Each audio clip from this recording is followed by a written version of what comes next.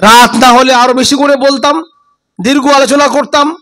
রাত যেহেতু বেশি হয়ে গেছে, আমি সংক্ষিপ্তভাবে কথাগুলো আপনাদের সামনে পৌঁছে দিয়ে আমার বক্তব্য শেষ করব। দেখেন ভাই, যে কথা আমাদের মাস্টারমশাই বলছিলেন, আমি ওখান থেকেই শুরু করছি। বর্তমানে যে সময় আমরা দাঁড়িয়ে আছি, এই ভারতবর্ষে, কোন ভারতবর্ষ, যে ভারতবর্ষ মন মন নয়, টন টন রক্ত দিয়ে আমাদের ওলামারা, আমার আপনার মিল্লাতের যুবক এবং যুবতীরা, মা ও বোনেরা, মুসলিম ভাই ও বোনেরা রক্ত দিয়ে দেশকে স্বাধীন করেছিলেন, সেই দেশে আজকে আমরা পরাধীনের চেয়েও খারাপ মনে হচ্ছে, আরো কঠিন মনে হচ্ছে আমাদেরকে।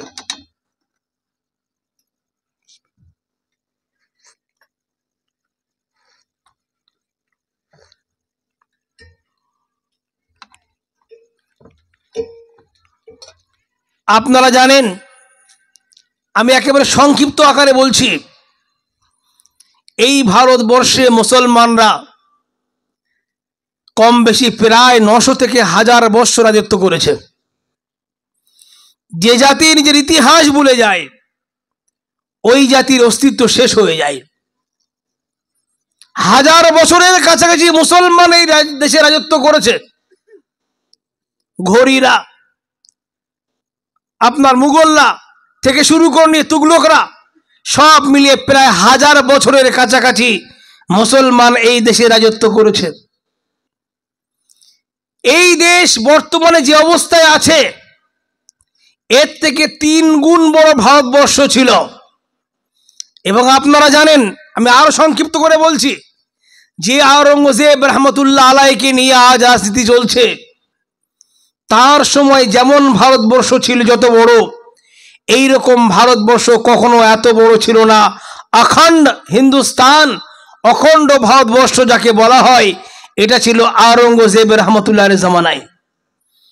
এমন এক রাজা ছিলেন, 50 বছর যাবত এই দেশকে স্বাধীন করেছেন, এবং এই 50 বছর ধরে দেশকে রাজত্ব করেছেন, এবং চীনের থেকে মন্দিরকে ছিনিয়ে এনে ভারতবর্ষের হিন্দুদেরকে উপহার দিয়েছিলেন।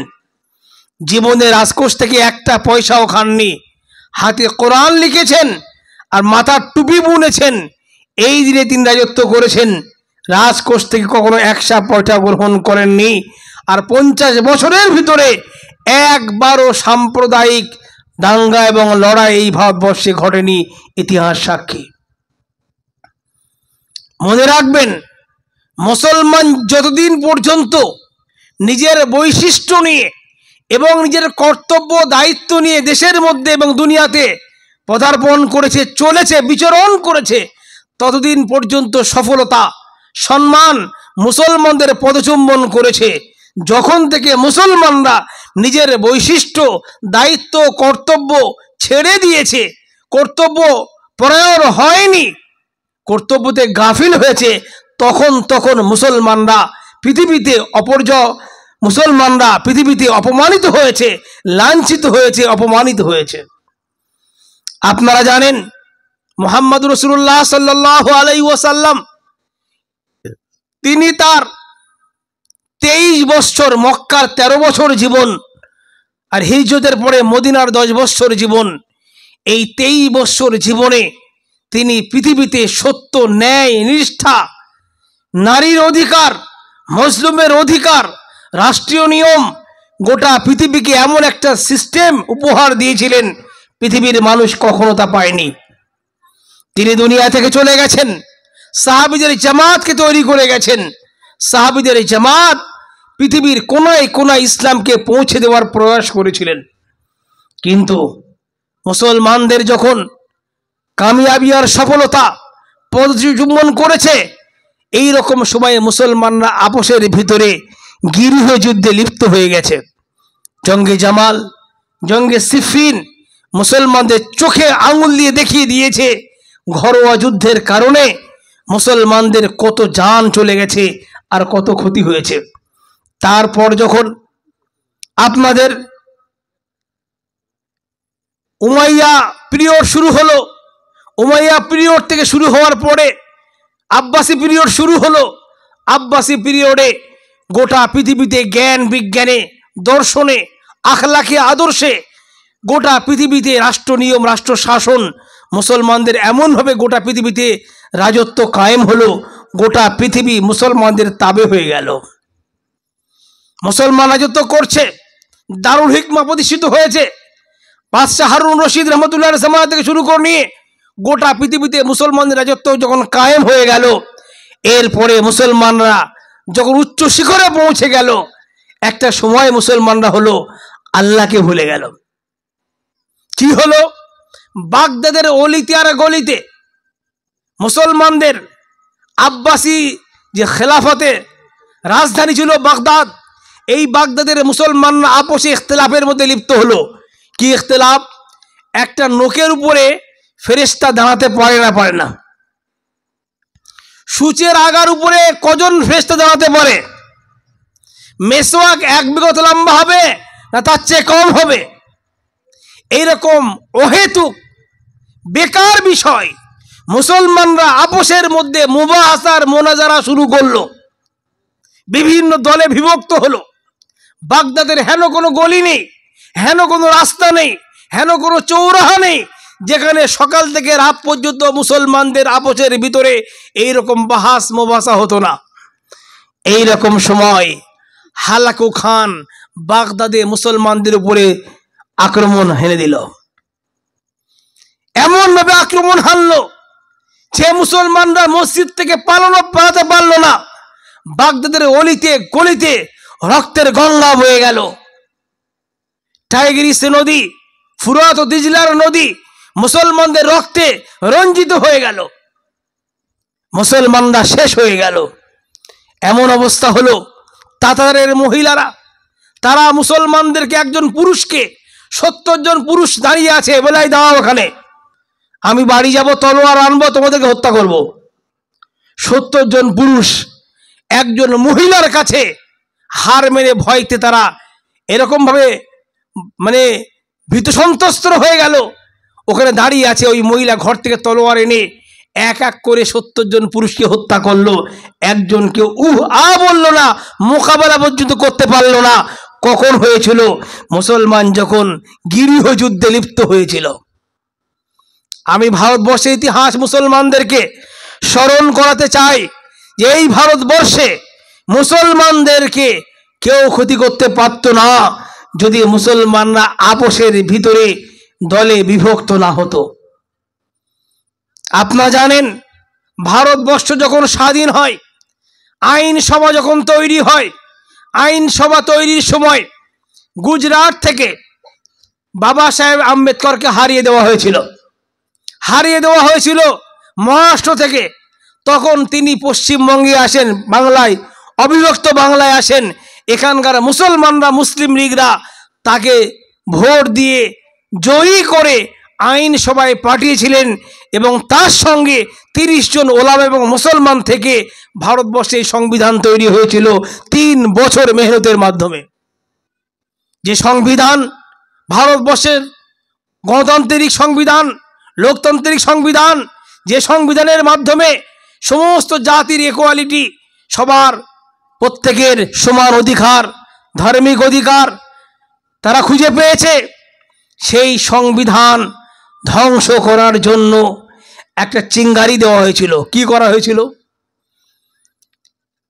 ভারতবর্ষের আরএসএস, বিশ্ব হিন্দু পরিষদের মতন জঙ্গি গোষ্ঠীরা, তারা ইংরেজের দালাল ছিল। তারা তখন চেষ্টা করেছিল দেশকে ভাগ করার জন্য। কিছু মুসলমানরা ওতে লাভ দিয়েছিল। হলো কি? শ্যামাপ্রসাদ বলল, ভারত ভাগ হোক আর না হোক, বাংলাকে ভাগ করতে হবে। কারণ বাংলা যদি ভাগ না হয় তাহলে স্বাধীন ভারতবর্ষের প্রধানমন্ত্রী একজন বাঙালি মুসলিম হবে। স্বাধীনতার পূর্বে 2 বার ভারতবর্ষে প্রধানমন্ত্রী হয়েছিল, 2 বারই বাঙালি মুসলিম। ওরা দেখলো এটা হতে দেওয়া যাবে না, এই দেশকে ভাগ করতে হবে। তারা ভাগ করলো, আর তাদের সঙ্গে কিছু অবুঝ মুসলমান, আমার মিল্লাতের বেশিরভাগ লোকেরা অশিক্ষিত, মূর্খ, তাই তারা বোঝে না কোনটা আমাদের জন্য ক্ষতিকারক, কোনটা উপকারী, কোনটা ভবিষ্যতে আমাদের ভালো কাজ দেখাবে আর কোনটা আমাদেরকে বরবাদ করে দেবে, এ ফারাক তারা বুঝতে পারে না। ছোট ছোট বিষয়, টুপি গোল হবে না লম্বা হবে, হাত কোথায় বাঁধা হবে, সূরা ফাতিহা আস্তে পড়া হবে না জোরে পড়া হবে, আমিন জোরে বলা হবে না আস্তে বলা হবে, এই সমস্ত খুঁটিনাটি বিষয় নিয়ে মুসলমানরা গৃহ যুদ্ধে লিপ্ত হয়ে গেল। মনে রাখবেন, এই মুহূর্তে ফিলিস্তিন থেকে শুরু করে, সিরিয়া থেকে শুরু করে নিয়ে হিন্দুস্তান থেকে বর্মা এবং চীন পর্যন্ত বিস্তৃত গোটা পৃথিবীতে মুসলমানরা আজ মার খাচ্ছে।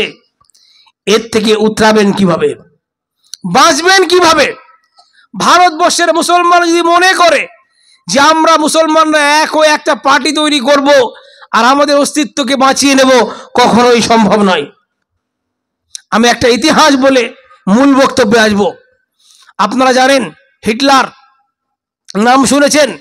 হিটলার জার্মানির প্রেসিডেন্ট 60 লক্ষ ইহুদিকে হত্যা করেছিল আর মাত্র 65 হাজার ইহুদিকে বাঁচিয়ে রেখেছিল। বাঁচিয়ে রাখার পরে তাকে এক সাংবাদিক প্রশ্ন করলো, হিটলার আপনি 60 লক্ষ ইহুদিকে হত্যা করলেন, মাত্র 65 হাজার ইহুদিকে বাঁচিয়ে রাখলেন কেন? উত্তরে উনি বলেছিলেন যে এর পরের পৃথিবীর মানুষ তা মূল্যায়ন করবে, হিটলার ভুল করেছিল ঠিক করেছিল। এই 65-60 হাজার ইহুদিরা গোটা পৃথিবীতে এমন বিশৃঙ্খলা সৃষ্টি করবে, তখন মানুষেরা এদের অবস্থা থেকে বলবে হিটলার কেন এদেরকেও মেরে ফেলেনি। আপনারা জানেন পৃথিবীর মানচিত্রে ইসরায়েল নামক একটা অবৈধ দেশ, মুসলমান থেকে কেড়ে নেওয়া একটা পুটলির ন্যায় দেশ, এই মুহূর্তে গোটা পৃথিবীতে যত হত্যা, মারপিট, খুন খারাপি, ব্লাস্ট যা কিছু ঘটছে এর সবার নেতৃত্ব দিচ্ছে ইহুদিরা এবং ইসরায়েল, আর যার পৃষ্ঠপোষকতা করছে আমেরিকা। গোটা পৃথিবীতে যদি ভারতবর্ষে কিংবা বাংলাদেশে কিংবা পাকিস্তানে কিংবা বর্মায় কিংবা চীনে, পৃথিবীর কোথাও বা সৌদি আরবে যেখানে একটা ব্লাস্ট হবে, কোনো ফিতনা হবে, দাঙ্গা হবে, মনে রাখবেন এর পিছনে কোনো না কোনো ইসরায়েলি কিংবা আমেরিকার হাত আছে, প্রত্যক্ষভাবে কিংবা পরোক্ষভাবে। এটাই বাস্তব সত্য। আজ গোটা বিশ্বের মিডিয়াকে, গোটা পৃথিবীকে পরিচালনা করছে, সেই মিডিয়াকে কবজা করে রেখেছে 125 জন ইহুদি। রাষ্ট্রসংঘ ইহুদির হাতে, সালামতি কাউন্সিল, পিস কাউন্সিল ওদের হাতে, নেটো ওদের হাতে, বিশ্ব ব্যাংক ওদের হাতে, বিশ্ব আদালত ওদের হাতে, সব পরিচালনা করছে। অথচ পৃথিবীর মধ্যে সংখ্যায় সবচেয়ে বেশি কম হলো ইহুদিরা। কারণ অমুসলমান মুসলমান হতে পারে, অখ্রিস্টান খ্রিস্টান ধর্ম গ্রহণ করতে পারে, অহিন্দু হিন্দু হতে পারে, কিন্তু ইহুদি কখনো ইহুদি হতে পারে না। অন্য কোনো লোককে ইহুদি ধর্ম গ্রহণ করার অনুমতি নাই। সংখ্যায় সবচেয়ে কম। গোটা পৃথিবীর শক্তির এই মুহূর্তে আধার হলো এই ইসরায়েল। কি করে ঘটলো এই ইতিহাসটা বলে আমি আমার কথা আসব। যখন 65 হাজার ইহুদিরা খালি পায়ে খালি গায়ে জার্মান ত্যাগ করে আমেরিকায় এলো, ফিলিস্তিনে গেল, আমেরিকায় যারা গেল, আমেরিকার খ্রিস্টানরা ওদের হোটেলে, রেস্টুরেন্টে, রেস্তোরাঁয় লিখে দিয়েছিল আমাদের রেস্তোরাঁয়, আমাদের হোটেলে কোনো কুত্তা এবং কোনো ইহুদির প্রবেশ নিষেধ। তারা তাদের স্কলারদের কাছে গেল, ওলামাদের কাছে গেল, এই কথা আমায় মনে রাখতে হবে। আমাদের কোনো সমস্যা হলে আমরা পঞ্চায়েতের মেম্বার এবং প্রধানের কাছে ছুটি, বিধায়কের কাছে ছুটি, রাজনৈতিক ব্যক্তিত্বদের কাছে ছুটি। আমরা আমাদের স্কলার ওলামাদের সঙ্গে পরামর্শ করি না। এটা হলো আমাদের বুনিয়াদী ভুল। ইহুদিরা করলো কি, ওরা ওলামাদের কাছে গেল, স্কলারদের কাছে যেয়ে বলল এত অপমান তো সহ্য করা যায় না। ওদের ওলামারা বললেন সময় আসেনি, যোগ্যতা অর্জন করো, যোগ্যতার মাধ্যমে এর জবাব দিতে হবে। কিভাবে যোগ্যতা অর্জন করব? বললেন শিক্ষিত হও। ওরা বললে শিক্ষিত হয়ে কি হবে, সংখ্যায় তোমরা কম। বললেন কোরআনের বুনিয়াদি তালিম হলো ইকরা। মাত্র আল্লাহ রসুল একা খাওয়া হলেন, পরিশেষে 313 জন মিলে গোটা পৃথিবীকে জয় করেছে। কিসের মাধ্যমে? ইকরা, শিক্ষিত হও।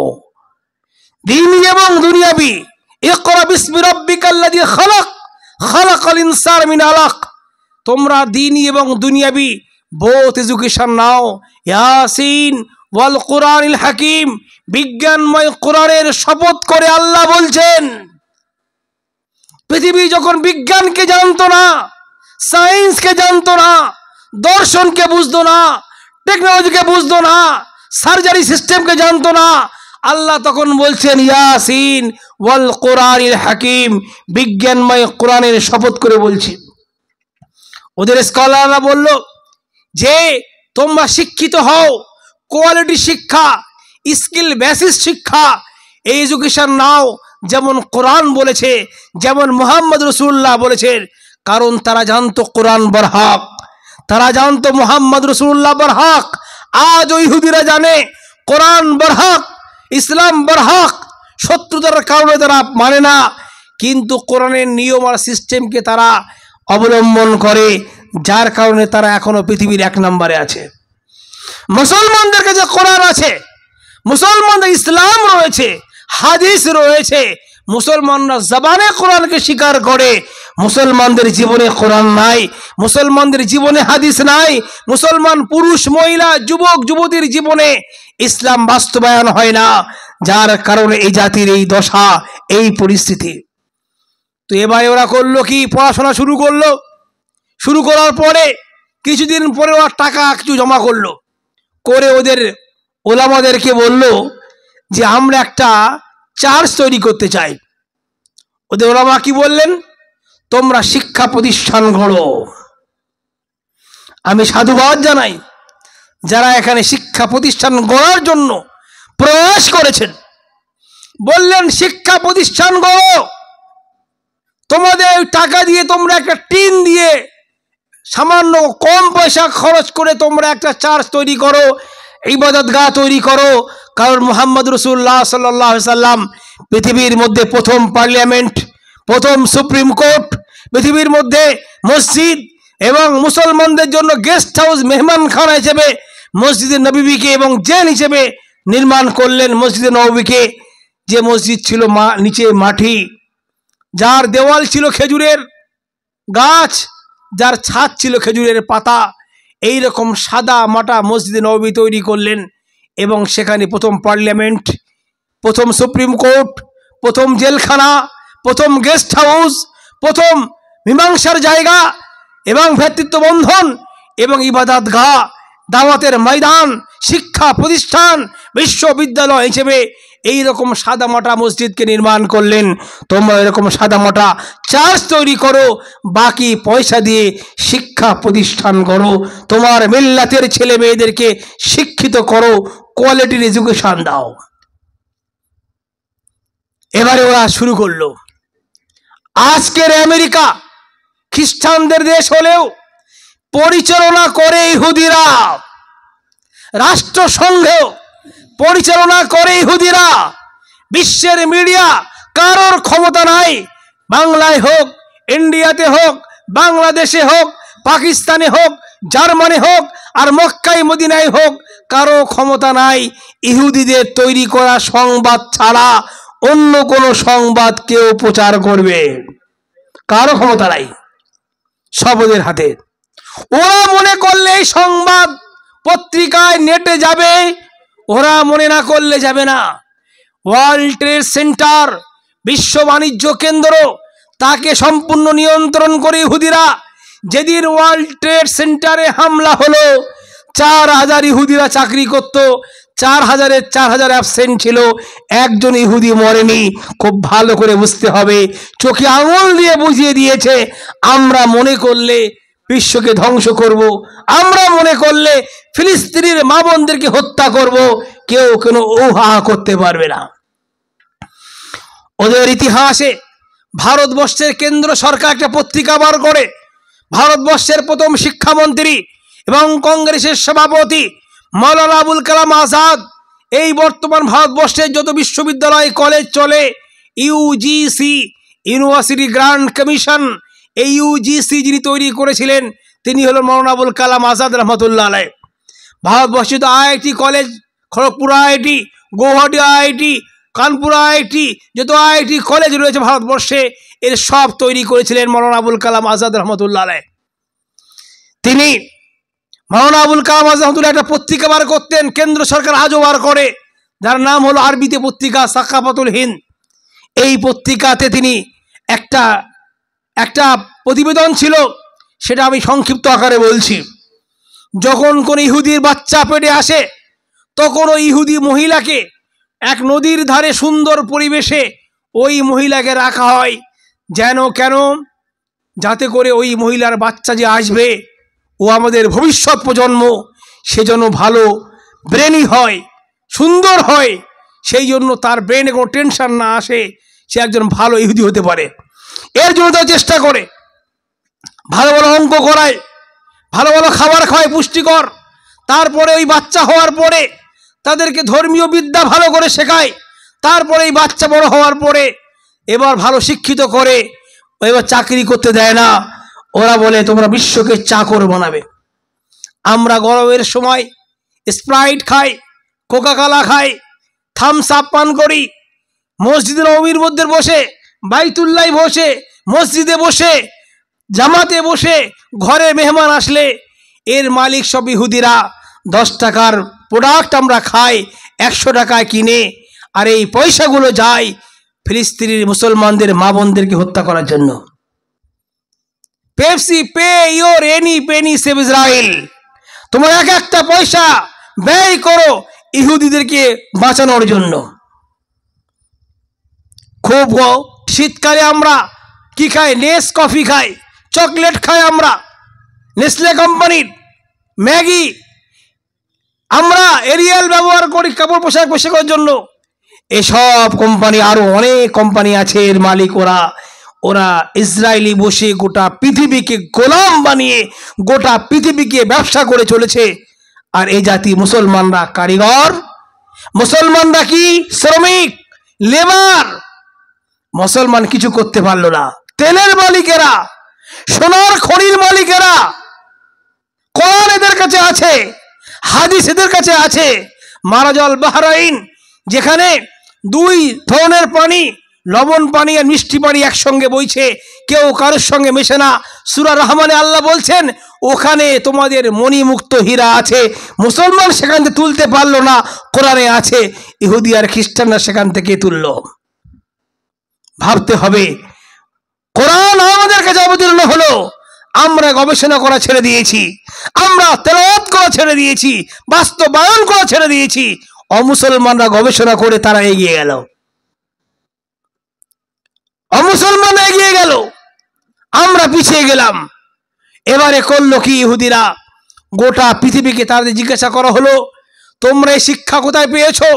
ওরা বলে আমরা এই শিক্ষা পেয়েছি মুহাম্মদ রাসূলুল্লাহর কাছে।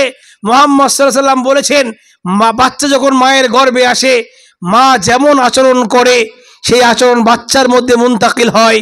তাই আমরা আমাদের মাদেরকে কষ্ট দিই না। মুসলিম সমাজে কোনো বাচ্চা, কোনো মা যদি কোনো পরপর 2টো মেয়ে জন্ম দেয়, মা শাশুড়ি, ননদের গঞ্জনা, শ্বশুরের গঞ্জনা, স্বামীর গঞ্জনা, নানান সমস্যা তৈরি হয়। অথচ ছেলে হওয়া কিংবা মেয়ে হওয়া এ সম্পর্ক মা বোনের সঙ্গে নয়, পুরুষের কারণে ছেলে হওয়ার মেয়ে হয়। জিনগত ব্যাপার আছে, কিন্তু আমাদের সমাজ উল্টো হয়ে চলে। ওরা বলল আমরা রাসূলের হাদিস থেকে শিক্ষা নিয়েছি, রাসূল বলেছেন রুজির 70 ভাগ হলো ব্যবসার মধ্যে, আর বাকি 30 ভাগ হলো চাষ চাকরির মধ্যে, অন্য কাজের মধ্যে। মুসলমান ব্যবসা ছেড়ে দিয়েছে, রাসূল ব্যবসা করেছেন, 4 খলিফা ব্যবসা করেছেন, এবং আবু বকর রাদিয়াল্লাহু আনহু ব্যবসা করেছেন, ইমাম আবু হানিফা ব্যবসা করেছেন, ইমাম বুখারী ব্যবসা করেছেন। সবাই ব্যবসায়িক ছিলেন। এই জাতি ব্যবসা ছেড়ে দিয়েছে, এই জাতি লেবার তৈরি হয়েছে, এই জাতি চাষ করেছে, এই জাতি চাকরি খুঁজেছে, এই জাতি চাকরি দেওয়া শেখেনি, ভুলে গেছে। ইহুদিরা কখনো চাকরি করে না, ইহুদিরা ব্যবসাই করে, এবং ওরা ব্যবসা গোটা পৃথিবীর কোনায় কোনায় ছড়িয়ে দিয়েছে। ইসরায়েলে বসে গোটা বিশ্বকে কবজা করছে, নিয়ন্ত্রণ করছে। আমরা বুঝতে পারছি না। এই জন্য ভাই, আমাদের শত্রুর কাছ থেকেও শিক্ষা নিতে হবে। লোকমান হাকিমকে জিজ্ঞাসা করা হয়েছিল, আপনি এত আদব কোথায় শিখেছেন? উনি বললেন, বেয়াদবের কাছ থেকে। শত্রুর কাছেও শিক্ষা নিতে হয়। আমাকে আপনাকে বুঝতে হবে, যদি এখনো আমরা না জাগি, এখনো আমরা যদি তৈরি না হই, এখনো ভুল বুঝতে না পারি, তাহলে কখনো আমরা বাঁচতে পারবো না, মিল্লাত বাঁচতে পারবে না। এই জাতির বাঁচার রাস্তারও তিনটে, খুব ভালো করে বুঝতে হবে। প্রধান রাস্তা হলো আল্লাহর সঙ্গে নিপুণ সম্পর্ক তৈরি করতে হবে। আমার আপনার ইমানকে শিরক মুক্ত এবং শিরক মুক্ত বিশুদ্ধ ইমান তৈরি করতে হবে। ইমান এবং আকীদার বিষয়গুলো খুলে খুলে আমাদের জওয়ান, আমাদের পুরুষ, আমাদের মহিলাদেরকে শিক্ষা দিতে হবে। তা নাহলে স্কুল কলেজে যে আমাদের ছেলেমেয়েরা কখন যে অমুসলমান হয়ে যাবে আমরা বুঝতে পারবো না। এক রিপোর্ট অনুযায়ী 2010 থেকে 2022 পর্যন্ত রিপোর্ট অনুযায়ী ভারতবর্ষের 10 লক্ষ মুসলমান মেয়ে মুরতাদ হয়ে অমুসলমানের ঘরে চলে গেছে। অমুসলমানের ঘরে চলে গেছে। যারা লাভ জিহাদের কথা বলছে, ইতিহাস ভুল বলছে না। কেন ঘটেছে? এই জন্য ঘটেছে, আমার জাতি আকীদা জানে না, আল্লাহ সম্পর্কে ক্লিয়ার কনসেপশন নাই, রসুল সম্পর্কে আমার যুবকরা জানে না, কোন বিষয়ে ঈমান রাখতে হবে জানে না, কোন কোন কথা ঈমান নষ্ট হয় জানে না, আখিরাত কি জানে না, কবরের আযাব সম্পর্কে জানে না, হাসর সম্পর্কে জানে না। তারা আমাদের কি করণীয়, কি কর্তব্য তারা বোঝে না। মুসলিম যুবক আর যুবতী বিয়ে করে, বিয়ের মশলা বোঝে না, দায়িত্ব বোঝে না। ওই জন্য লক্ষ লক্ষ হাজার হাজার কোটি কোটি ডিভোর্স হয়ে যায়। আমরা যখন ফতোয়া লিখি, 1000 ফতোয়া লিখলে তার মধ্যে প্রায় 900 ফতোয়া লেখা হয় এই তালাক এবং ডিভোর্স সংক্রান্ত। তার কারণ হলো এই অজ্ঞতা। ইসলাম বোঝে না, আকায়েদ বোঝে না, দায়িত্ব বোঝে না। কোরআন পুরুষ আর মহিলার উপরে একে অপরের সঙ্গে কি সম্পর্ক রাখার কথা বলেছে কেউ বোঝে না, জানেই না। একজন ব্যবসায়ীকে জিজ্ঞাসা করা হয়, ভাই ইসলামের ব্যবসার তরিকা বলো, সে বলতে পারবে না। একজন চাষি মুসলিমকে জিজ্ঞাসা করা হয়, ভাই চাষের সুন্নত তরিকা কি বলো, বলতে পারবে না। একজন চাকরিজীবীকে জিজ্ঞাসা করুন, চাকরির সুন্নত তরিকা কি, ইসলাম কি বিষয়ে বলেছে, যে বলতে পারবে না। একজন বিবিকে জিজ্ঞাসা করুন, স্ত্রী হিসেবে তোমার দায়িত্ব কি, সে জানে না। একজন স্বামী তার কর্তব্য বোঝে না, আকীদা বোঝে না। এই পরিস্থিতির ভিতরে আজ আমাদের যে পরিস্থিতি, যে চরম সংকট তৈরি হয়েছে, এর চাইতে চরম সংকট তৈরি হয়েছিল 1857 খ্রিস্টাব্দ এবং তারপরে জঙ্গে আজাদির পরে যখন মুসলমানরা হেরে গিয়েছিল। দিল্লির চাঁদনি চক থেকে নিয়ে লাহোর পর্যন্ত প্রত্যেকটা গাছে এক একজন আলিমকে ফাঁসি দিয়ে সেখানে ঝোলানো হয়েছিল। তখন ভারতবর্ষের স্তব্ধ, এদেশ কি করে স্বাধীন হবে, ঈমান কি করে বাঁচবে, ওলামারা বৈঠক করলেন। মনে রাখবেন, ভারতবর্ষ পরাধীন হওয়ার পরে প্রথম 100 বছর কেবল মুসলমানরা একা লড়াই করেছিল।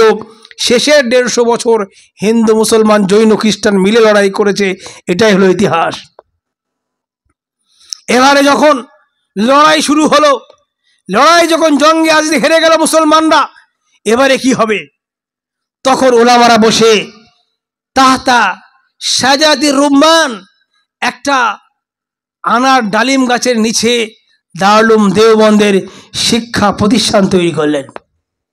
আজ ভারতবর্ষে ওলামায়ে দেওবন্দের আদলে 4 লক্ষর বেশি মাদ্রাসা আছে, যা পৃথিবীতে কোথাও নাই। এই মাদ্রাসাগুলো ভারতবর্ষের এবং বিদেশের গোটা পৃথিবীর মুসলমানদের ঈমান এবং আমল হেফাজত করার জন্য, দিনকে বাঁচানোর জন্য কাজ করে চলেছে। শিক্ষা প্রতিষ্ঠান করলেন।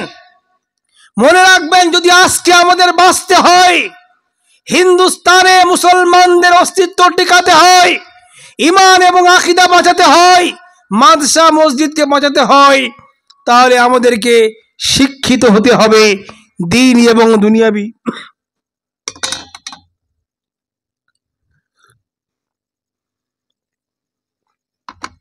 দ্বীনি এবং দুনিয়াবি বোধ শিক্ষায় শিক্ষিত হতে হবে। পুরুষ এবং মহিলাকে সবাইকেই শিক্ষিত করতে হবে, মাদেরকে শিক্ষিত হতে হবে, বাপদেরকে হতে হবে, সন্তানকেও করতে হবে। রাসূল করিম সাল্লাল্লাহু আলাইহি ওয়াসাল্লাম বদরের যুদ্ধে যখন যে সমস্ত কয়েদিরা এসেছিল, সেই কয়েদিদের জরিমানা কি করেছেন জানেন? বলেছিলেন এক একজন স্বাক্ষর কাফির মুশরিক যদি 10 জন নিরক্ষর মুসলমানকে স্বাক্ষর বানিয়ে দিতে পারে, শিক্ষিত করে দিতে পারে, তো তাকে মুক্তিপণ হিসেবে তাকে ছেড়ে দেওয়া হবে। তো একজন কাফের মুশরিক মুসলমানদের কোন শিক্ষা দেবে? কোরআন শেখাবে? হাদিস শেখাবে? রাসূল মা আয়েশা রাদিয়াল্লাহু তাআলা আনহাকে ফরেন ল্যাঙ্গুয়েজ শিখিয়েছিলেন যাতে করে বিদেশিদের ভিতরে দ্বীনের দাওয়াতের কাজ করতে পারেন। রাসূল সাহাবীদেরকে বিদেশি ভাষা শিখিয়েছিলেন যাতে করে বিদেশে যেয়ে ইসলামের দাওয়াতের কাজ চালাতে পারে। ইসলাম কেবল মুসলমানদের নয়, কোরআন কেবল মুসলমানদের নয়, হাদিস কেবল মুসলমানদের নয়, শরিয়াত কেবল মুসলমানদের নয়, এগুলো গোটা পৃথিবীর সমগ্র মানব জাতির অধিকার। এই অধিকারকে সবাইকে বুঝিয়ে দিতে হবে, প্রত্যেকের প্রাপ্যতাকে দিতে হবে। এই জন্য রাসূল করিম সাল্লাল্লাহু আলাইহি ওয়াসাল্লাম মুসলমানদের শিক্ষিত হওয়ার কথা বলেছিলেন। তো আমাকে আপনাকে বাঁচতে হয়, প্রথম কাজ করতে হবে প্রত্যেকটা মহল্লায় মহল্লায় মক্তব কায়েম করতে হবে, ছেলেদের আলাদা আর মেয়েদের পৃথক আলাদা করে।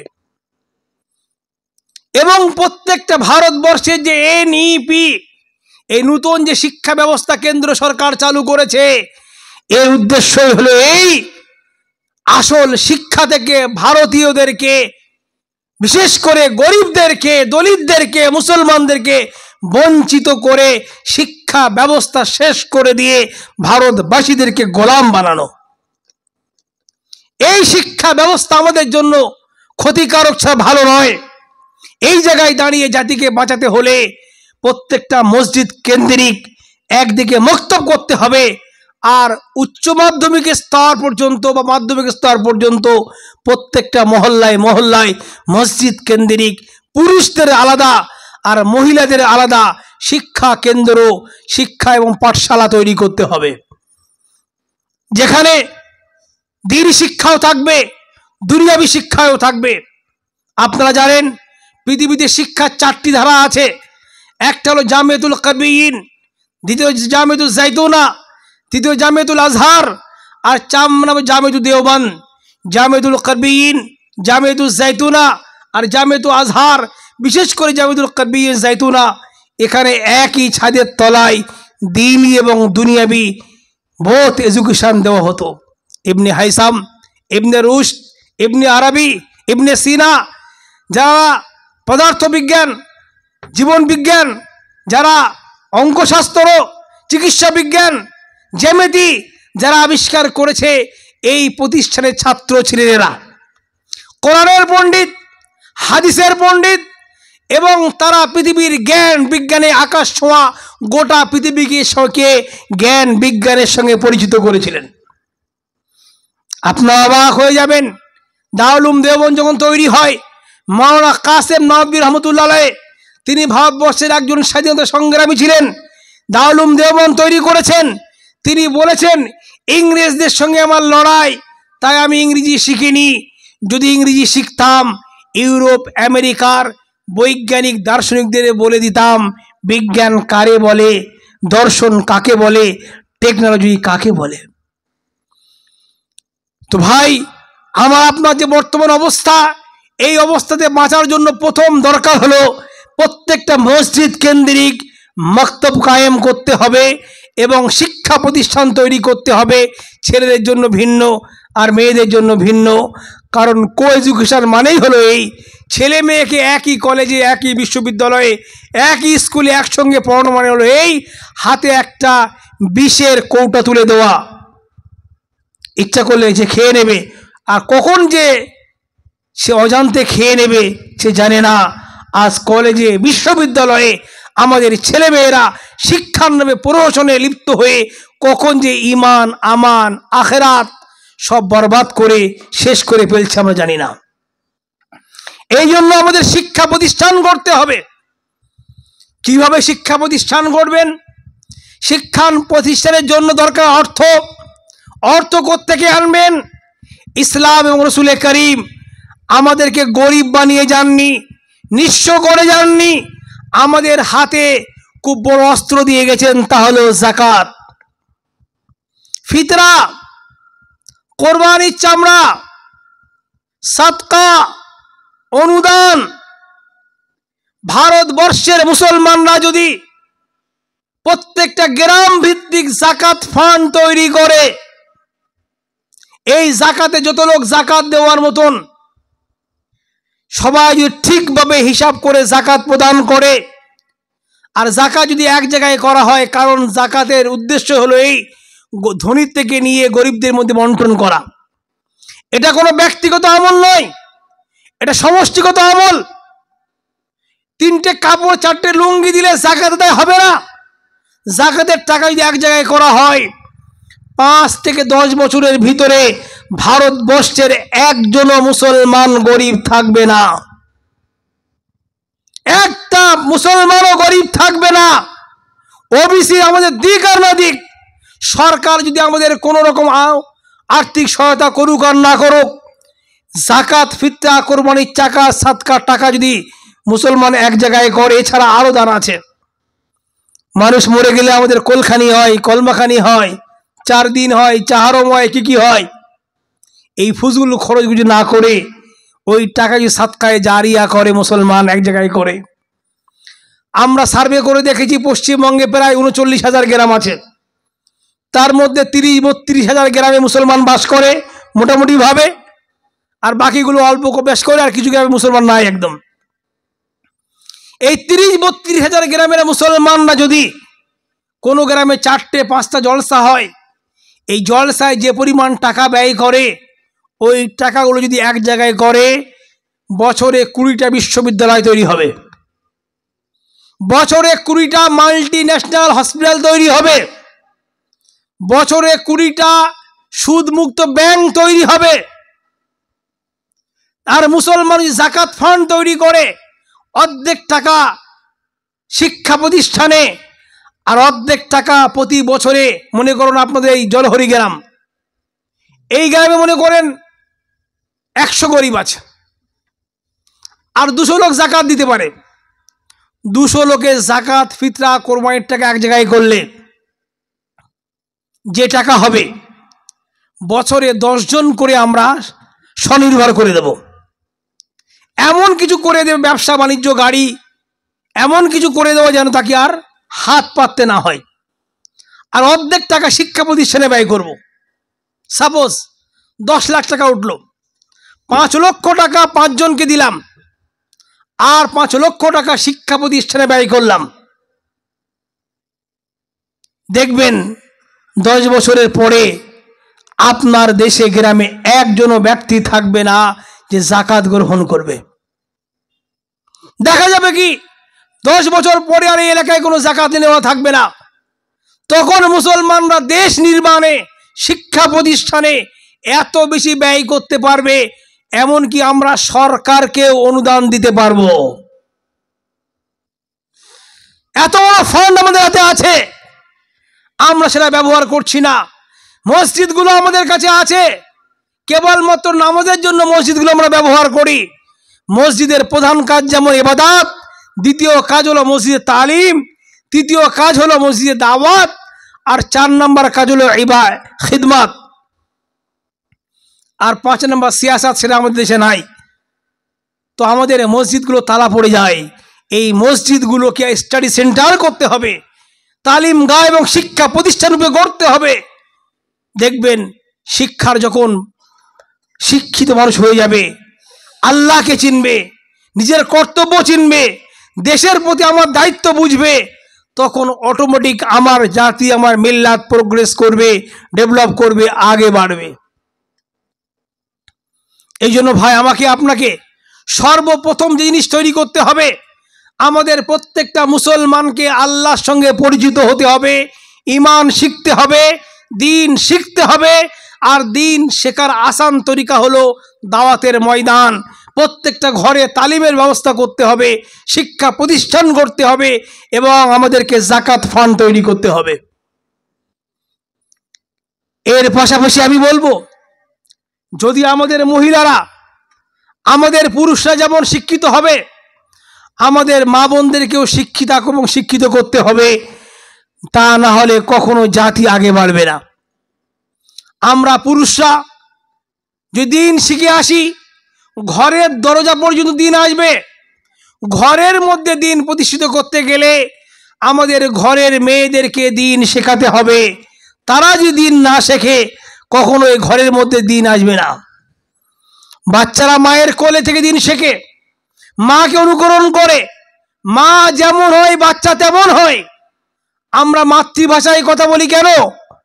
মা যে ভাষায় কথা বলে বাচ্চা সেই ভাষায় কথা বলে। দেখবেন বাচ্চা যখন কাঁদে ছোটবেলায়, সবাই কোলে নিচ্ছে, থামে না। মা কোলে নেওয়ার সঙ্গে সঙ্গে থামে। কেন? যখন পেটে ছিল তখন থেকে মায়ের ভাষা ও শুনে শুনে শুনে ওর মধ্যে মায়ের সঙ্গে অ্যাটাচমেন্ট রয়েছে। ওই জন্য মাকে সবচেয়ে বেশি সন্তান অনুসরণ করে। তা আমাদের মেয়েদের শিক্ষা ব্যবস্থা করতে হবে। শিক্ষার ব্যবস্থা না করলে, মেয়েরা শিক্ষিত না হলে এ জাতি কখনো আগে বাড়তে পারে না। নবী করিম সাল্লাল্লাহু আলাইহি ওয়াসাল্লাম হযরতে মা আয়েশাকে কেন বিয়ে করেছিলেন? রসুলের কোনো স্ত্রী কুমারী ছিলেন না, কেবলমাত্র মা আয়েশা কুমারী ছিলেন এবং তিনি একজন বিদগ্ধ আলেমা ছিলেন, একজন মুহাদ্দিসা ছিলেন। হাদিসের প্রায় 1/3 মা আয়েশা থেকে বর্ণিত। এবং এমন কোনো কিছু হাদিস আছে, এমন কোনো দাম্পত্য জীবনের সূক্ষ্ম বিষয় রয়েছে যে হাদিসগুলো কেবলমাত্র মা আয়েশা বর্ণনা করেছেন, তিনি ছাড়া আর কেউ জানতেন না।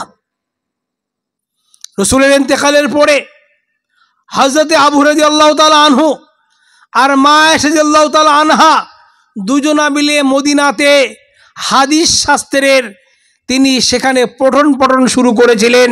পর্দার আড়াল থেকে তিনি লক্ষ লক্ষ ছাত্রদেরকে হাদিস পড়িয়ে তিনি হাদিসের গবেষণা, হাদিসের শিক্ষা প্রতিষ্ঠান তৈরি করেছিলেন। আব্দুল্লাহ বিন মাসউদ রাদিয়াল্লাহু তাআলা আনহু, তার নেতৃত্বে ইরাকে সেখানে গবেষণা কেন্দ্র তৈরি হয়েছিল। এখানে হাদিস পড়ানো হতো কলেজ, আর ওখানে ইরাকে তৈরি হয়েছে বিশ্ববিদ্যালয়, গবেষণাগার। আজ মুসলমানদের মধ্যে গবেষণা কোথায়? সারা পৃথিবী খুঁজলে কোরআনের উপরে গবেষণা করনেওয়ালা মুসলমান খুঁজে পাওয়া যায় না। সারা পশ্চিমবঙ্গ খুঁজে খুঁজে ডক্টরেট করনেওয়ালা, পিএইচডি করনেওয়ালা হাতে গোনা কয়েকজন মুসলমান বলা যাবে যে এই কয়েকজন মুসলমান ডক্টরেট। অথচ পৃথিবীর ভিতরে প্রথম বিশ্ববিদ্যালয় যিনি তৈরি করেছিলেন তিনি একজন মহিলা ছিলেন। পৃথিবীর প্রথম কলেজ তৈরি করেছেন তিনি একজন মুসলমান মহিলা ছিলেন। মুসলমানদের অবদান গোটা বিশ্বময় ছিল। আজ এই জাতি কোরআনকে ত্যাগ করেছে, হাদিসকে ত্যাগ করেছে, ইসলামকে ত্যাগ করেছে, শিক্ষাকে ত্যাগ করেছে, কালচারকে ত্যাগ করেছে। ওই জন্য ঘরে বাইরে সব জায়গায় মার খাচ্ছে। তাহলে সমাধানের রাস্তা, মুসলমানরা পলিটিক্স করেও কিছু করতে পারবে না। মুসলমানরা আন্দোলন করেও কিছু করতে পারবে না। ইস্যু ভিত্তিক মুসলমানরা কাজ করেছে, আমার একথা বলতে কোনো আপত্তি নাই। জমিয়তুল উলামা হিন্দের অবদান ভারতবর্ষে সবচেয়ে পুরাতন সংগঠন, অনেক অবদান রয়েছে, কিন্তু অনেক বড় ভুলও করেছে। ভুল হলো এই আরএসএসরা, যারা ইংরেজদের দালাল ছিল, চাটুকর ছিল, এরা প্ল্যান তৈরি করেছিল যে ভারতবর্ষকে একদিন পুরো হিন্দুত্ববাদ করে দেব, মুসলমানদের গোলাম বানিয়ে দেব। সাবাকারের যে চিন্তা ভাবনা, তারা সেই পথকে মসৃণ করার জন্য কি করেছে জানেন?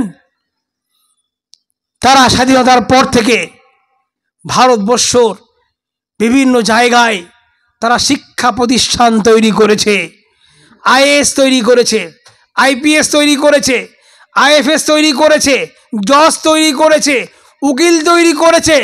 আজকের ভারতবর্ষের নিচে থেকে নিয়ে সুপ্রিম কোর্ট পর্যন্ত সমস্ত জায়গায় আরএসএস এর মাইন্ডের লোক তৈরি হয়ে গেছে।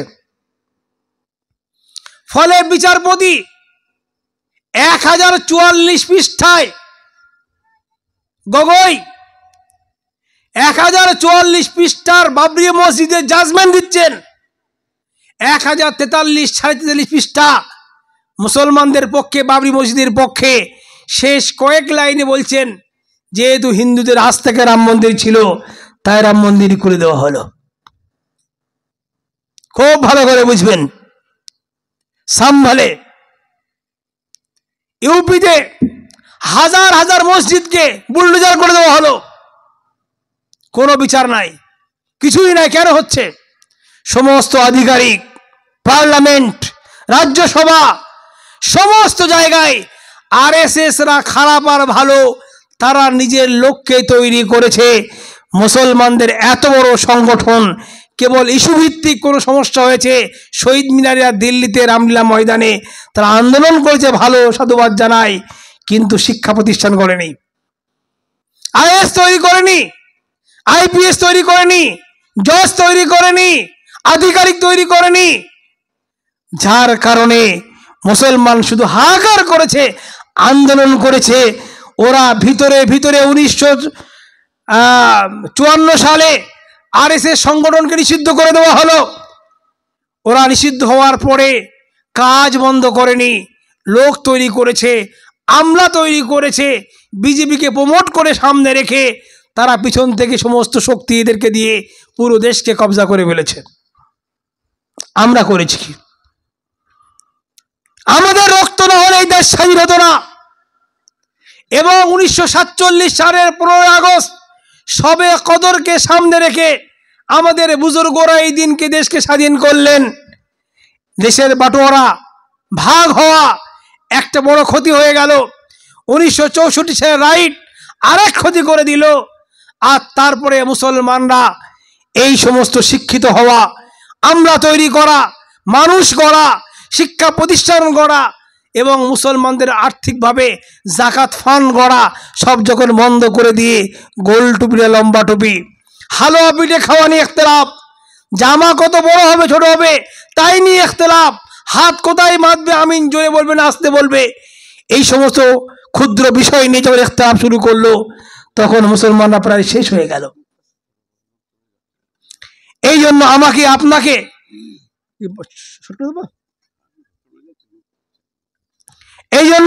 আপনাকে খুব ভালো করে বুঝতে হবে, আজ আমাদের বাঁচাতে হলে শিক্ষা প্রতিষ্ঠান গড়তে হবে, মেয়েদের শিক্ষার ব্যবস্থা করতে হবে, প্রত্যেকটা ঘরে ঘরে তালিমের ব্যবস্থা করতে হবে। এই জন্য এখানে যে শিক্ষা প্রতিষ্ঠান করা হচ্ছে একে সাধুবাদ জানাই। আমি এলাকার সবাইকে বলবো, এই মাদ্রাসাকে, মেয়েদের এই মাদ্রাসাকে আপনারা স্বাগত জানান।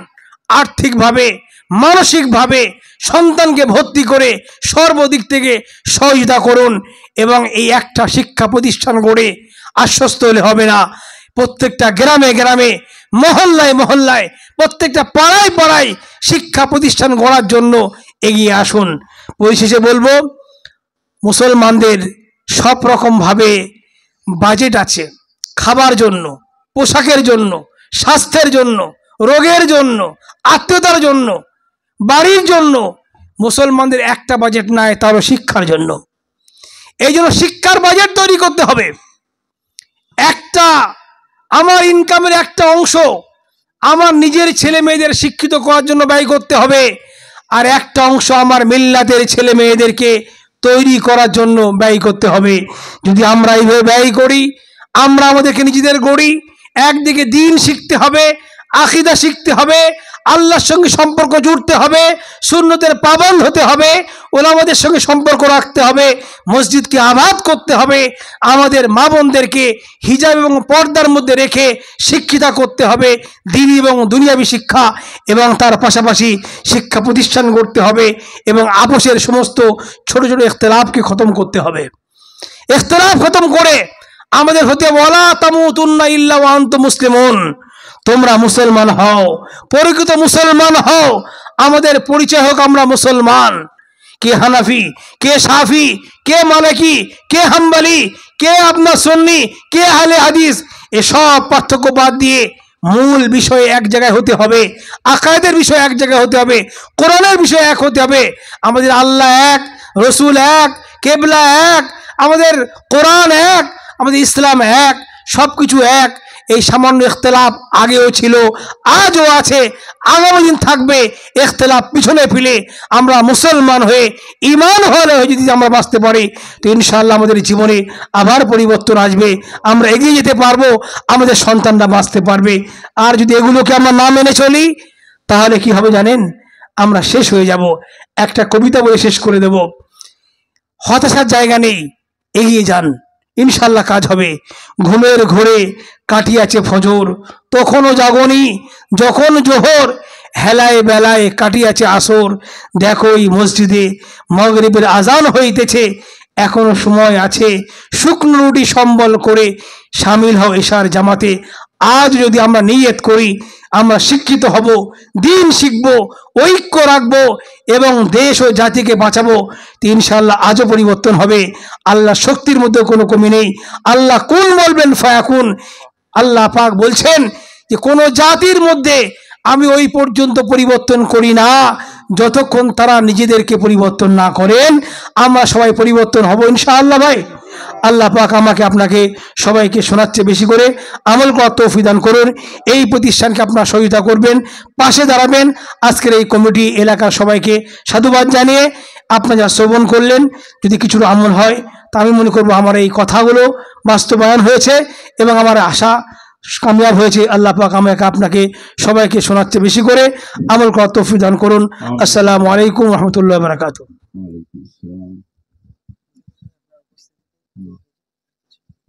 আসসালামু আলাইকুম সম্মানীয় সুধীবৃন্দ, আপনার যে যেখানে